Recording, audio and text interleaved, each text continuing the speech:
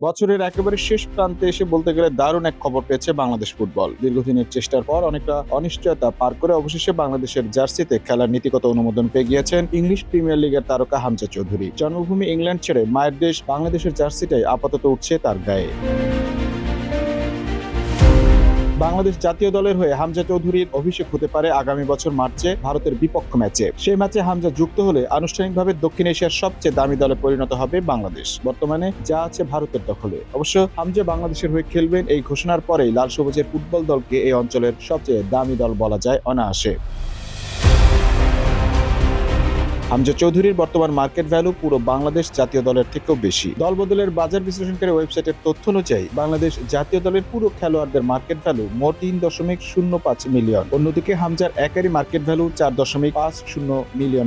হামজা অবশ্য তার club Leicester সিটিতে দামের দিকে আছেন 19তম স্থানে। তবে জর্ডান, আইয়ু, কনর কোরি, ড্যানি ওয়ার্ড কিংবা জেমি ভার্ডির মতো তারকাদের চেয়ে এগিয়ে আছেন তিনি। জাতীয় দলে হামজা যোগ দেওয়ায় মোট বাংলাদেশের মার্কেট ভ্যালু এখন 7.55 মিলিয়ন, যা দক্ষিণ এশিয়ার মধ্যে সবচেয়ে বেশি। এর আগে সবার ওপরে ছিল ভারত, যাদের ফুটবলারদের সম্মিলিত মার্কেট ভ্যালু 5.86 মিলিয়ন। এরপর রয়েছে নেপাল, শ্রীলঙ্কা, মালদ্বীপ ও Pakistan.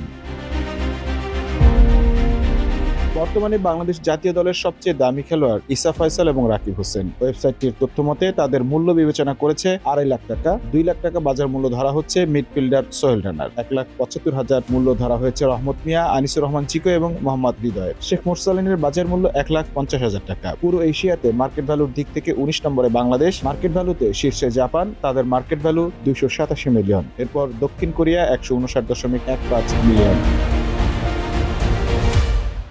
Mamun Mahfuz, time news desk.